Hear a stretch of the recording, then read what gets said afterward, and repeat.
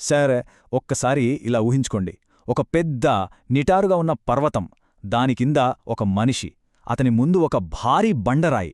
తన శక్తినంతా కూడగట్టుకుని దాన్ని పైకి నెట్టడం మొదలుపెట్టాడు. అంగుళం అంగుళం, చెమటలు కారుతున్నాయి, కండరాలు పట్టేశాయి. చివరికి ఎలాగోలా పర్వతం పైకి చేరుకున్నాడు. కాని ఒక్క క్షణం ఆ బండరాయి జారి గిరగిరా తిరుగుతూ మళ్లీ కిందకు దొర్లిపోయింది. అతను మళ్లీ కిందకు నడిచి మళ్లీ నెట్టడం మొదలుపెడతాడు. ఇది ఒక్కరోజు కాదు, వారం కాదు, శాశ్వతంగా. అసలీ పరిస్థితికి అర్థమేంటి? ఇక్కడే మనకు అబ్సర్డిజం అంటే అసంబద్ధవాదం అనే ఫిలాసఫీ పరిచయమవుతుంది. ఈ కథలో ఉన్న ఆ మనిషి ఎవరో తెలుసా? అతనే గ్రీకు పురాణాల్లోని సిసిఫస్. దేవతల్ని ఎదిరించినందుకు అతనికి ఒక శిక్ష పడింది.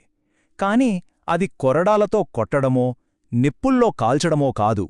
మరి అంతకంటే భయంకరమైన శిక్ష ఏమై ఉంటుంది? అతని శిక్ష అదే, ప్రతిరోజూ ఆ పెద్ద బండరాయిని పర్వతంపైకి నెట్టాలి. ఇక పైకి చేరుకున్నాం అనుకున్న ప్రతిసారీ అది జారి మళ్లీ కిందకి దొర్లిపోతుంది. ఊహించుకోండి, ఆ శ్రమకు ఫలితం లేదు, ఆ ప్రయత్నానికి ప్రతిఫలం లేదు. అతని జీవితం మొత్తం ఒక అంతులేని, అర్థంపర్థం లేని పనిగా మారిపోయిందనమాట. అసలీ శిక్ష వెనకున్న ఉద్దేశమే అది, అతన్ని పూర్తిగా నిరాశలోకి నెట్టేయాలి. కాని ఇక్కడే ఒక విచిత్రమైన ప్రశ్నొస్తుంది. అంతటి నిరాశలో, ఆ అంతులేని శ్రమలో అతను నిజంగా ఆనందంగా ఉండగలడా? వినడానికి చాలా వింతగా ఉంది గదూ, కాని ఈ ప్రశ్నే మనల్ని నేరుగా అబ్సర్డిజం యొక్క మూలాల్లోకి తీసుకెళ్తుంది. నిజానికి ఈ సిసిఫస్ కథ కేవలం ఒక పురాణగాథ మాత్రమే కాదు. ఒక రకంగా చూస్తే ఇది మనందరి కథ. ఎందుకంటే మనుషులుగా మనం ఎప్పుడూ దేనికైనా ఒక అర్థాన్ని వెతుకుతూ ఉంటాం. మన బ్రెయిన్ అలా ప్రోగ్రామ్ చేయబడిందన్నమాట. మనం ఎందుకున్నాం, మనం చేసే పనులకు ప్రయోజనమేంటే, ఇలాంటి ప్రశ్నలు వేసుకోవడం మన సహజం. ఒక్కసారి ఆలోచించండి, మనం పొద్దున్నే లేచి ఆఫీస్కెందుకు వెళ్తాం? డబ్బుల కోసం. సరే, ఆ డబ్బులెందుకు? బ్రతకడానికి. మరసలు బ్రతకడమెందుకు? చూసారా, ఇలా ఎందుకు ఎందుకు అని ప్రశ్నించుకుంటూ పోతే చివరికి మనం ఒక గోడకు కొట్టినట్టు ఆగిపోతాం. అక్కడ నుండి ముందుకెళ్లడానికి సమాధానం దొరకదు, కారణం కనిపించదు, అంతా నిశ్శబ్దం. సరిగ్గా ఈ సంఘర్షణే, అంటే అర్థం కోసం మనం తపించటం ఒకవైపు, ఏ సమాధానం ఇవ్వకుండా నిశ్శబ్దంగా ఉండే ఈ విశ్వం మరోవైపు, ఈ రెండింటి మధ్య ఉన్న గొడవనే ప్రఖ్యాత తత్వవేత్త ఆల్బర్ట్ కాము ఒక్క మాటలో చెప్పారు: ది అబ్సర్డ్, తెలుగులో అసంబద్ధం. ఇది మనలో లేదు, లేదా ప్రపంచంలోనూ లేదు.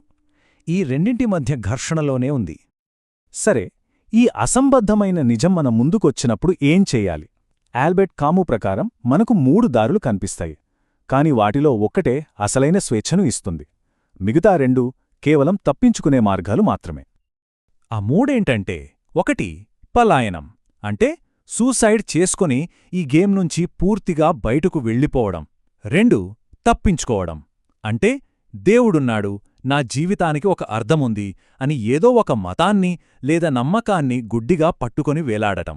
ఇక మూడోది చాలా ముఖ్యమైనది, స్వీకరించడం, అంటే ఈ అసంబద్ధతను ధైర్యంగా అంగీకరించి దానికి ఎదురుతిరిగి తిరుగుబాటు చేయడం. కాము ప్రకారం మొదటి 2 ఆప్షన్స్ కరెక్ట్ కాదు. ఆత్మహత్య అనేది సమస్యకు లొంగిపోవడమే తప్ప పరిష్కారం కాదు కదా. ఇక రెండోదాన్ని, అంటే గుడ్డిగా నమ్మేయడాన్ని అతను ఫిలసాఫికల్ సూయిసైడ్ అంటాడు. అంటే ఏంటంటే, మన సొంతంగా ఆలోచించే స్వేచ్ఛను వదిలేసి, కష్టమైన ప్రశ్నలు అడగడం మానేసి, ఎవరో ఇచ్చిన సులువైన సమాధానం వెనక దాక్కోవడం. ఈ 2 కూడా మన స్వేచ్ఛను మనమే వదులుకోవడం లాంటివి అని కాము చెప్తాడు. అయితే ఇంక మిగిలింది 3వ దారి. కాము ప్రకారం ఇదే అసలైన ధైర్యమైన మార్గం. అదే తిరుగుబాటు. దేనిమీద? మన ఈ అర్థంలేని పరిస్థితి మీదే. ఒక ఉద్వేగభరితమైన, ఆనందకరమైన తిరుగుబాటు. సాధారణంగా మనం ఏ ప్రశ్న వేస్తాం? ఎందుకు? ఇది మనల్ని మళ్ళీ అదే నిరాశలోకి తీసుకెళ్లే ప్రశ్న, సమాధానం దొరకని ప్రశ్న. కాని ఒక అబ్సర్డిస్ట్, అంటే అసంబద్ధవాది, ఈ ప్రశ్నను తిరగేస్తాడు. ఎందుకు అని కాకుండా ఎందుకు కాదు అని అడుగుతాడు. ఈ చిన్న మార్పు ఉంది చూసారా, ఇది మొత్తం దృశ్యాన్ని మార్చేస్తుంది. ఎందుకు కాదు అనే ప్రశ్న మన స్వేచ్ఛకు దారులు తెరుస్తుంది. ఇదే తిరుగుబాటుకు పునాది. ఇది నిరాశను ఒక అవకాశంగా మారుస్తుంది. ఈ మాటలు చూడండి. మన జీవితానికి ముందే రాసిపెట్టిన అర్థం ఏదీ లేదంటే దాని అర్థం మనం దేనికీ బానిసలం కాదని. మన సొంత అర్థాన్ని మనమే సృష్టించుకోవచ్చు. మన విలువల్ని మనమే ఎంచుకోవచ్చు. ఇంత గొప్ప స్వేచ్ఛను పూర్తిగా సొంతం చేసుకోవడమే అసలైన తిరుగుబాటు. మరి ఈ తిరుగుబాటు అంటే నిజ జీవితంలో ఎలా ఉంటుంది? చాలా సింపుల్. ఫలితం గురించి ఆలోచించకుండా ఆ అనుభవాన్ని ఆస్వాదించడం, సరదాగా నవ్వడం కోసం నవ్వడం, స్టెప్పులు రావని ఆలోచించకుండా ఆనందం కోసం డాన్స్ చేయడం. ఎందుకంటే దేనికి ఒక పెద్ద అర్థం లేనప్పుడు మనం ఏదైనా చేయడానికి స్వేచ్ఛగా ఉన్నట్టే కదా. మన స్వేచ్ఛకు అప్పుడు హద్దులే ఉండవు. మన జీవితం ఒక ఖాళీ క్యాన్వాస్ లాంటిది అనుకుందాం. ఎప్పటికో ఒకప్పుడు అది నాశనమైపోతుంది.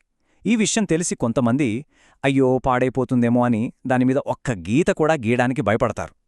కాని అబ్జర్విస్ట్ ఏం చెప్తాడంటే, ఓ ఇది ఎలాగూ పోయేదే కదా, పోయేలోపు నాకిష్టం వచ్చినట్టు నేను గీయగలిగినంత గొప్ప పెయింటింగ్ గీసేస్తాను అని. ఎందుకు గీయకూడదు? సరే, ఇప్పుడు మనకి ఈ అవగాహన వచ్చింది కదా. మళ్ళీ సిసిఫస్ దగ్గరికి వెళ్దాం. అతను పర్వతం కింద నిలబడి ఉన్నాడు. బండరాయి మళ్లీ కిందకి దుర్లిపోయింది. అతను దానివైపు చూస్తున్నాడు. కాని ఈసారి అతని కళ్లలో నిరాశ కనిపించటం లేదు. దానికి బదులుగా ఒక దృఢమైన నిశ్చయం కనిపిస్తోంది. ఎందుకంటే సిసిఫస్కి ఉన్నట్టే మనందరి జీవితాల్లో కూడా మన బండరాళ్ళు ఉన్నాయి. అది బోర్ కొట్టే ఉద్యోగం కావచ్చు, ఏళ్ల తరబడి వేధించే ఒక సమస్య కావచ్చు, లేదా రోజూ చేసే అవే పనులు కావచ్చు. మనమందరం ఏదో ఒక బండరాయిని పైకి నెడుతూనే ఉన్నాం. ఎక్కడే ఉంది అసలు మ్యాజిక్? సిసిఫస్ స్వేచ్ఛ ఆ బండరాయిని వదిలించుకోవడంలో లేదు. తన విధిని తెలిసి దాన్ని అంగీకరించి దానికి ఎలా స్పందించాలి అని నిర్ణయించుకోవడంలో ఉంది. దేవతలు అతని శరీరాన్ని బంధించగలరేమో, కాని అతని ఆలోచనని, అతని యాటిట్యూడ్ని కంట్రోల్ చేయలేరు. ఎప్పుడైతే అతను ఆ బండరాయిని తనదిగా స్వీకరించాడో అప్పుడతనిక బాధితుడు కాదు, తన విధికి తనే యజమాని. ఆల్బర్ట్ కాము తన వ్యాసాన్ని ఈ అద్భుతమైన మాటలతో ముగిస్తాడు. శిఖరాల వైపు చేసే పోరాటమే ఒక మనిషి హృదయాన్ని నింపడానికి సరిపోతుంది. మనం సిసిఫస్ను సంతోషంగా ఊహించుకోవాలి. ఒక్కసారి ఆలోచించండి. అతను సంతోషంగా ఉన్నది ఆ పనిలో ఏదో గొప్ప అర్థముందని కాదు. ఆ పనికి అర్థం లేదని అతనికి బాగా తెలుసు. కాని ఆ పోరాటమే అతని తిరుగుబాటు. ప్రతిరోజూ ఆ బండరాయిని మళ్లీ నెట్టడానికి సిద్ధపడటమే అతని స్వేచ్ఛ.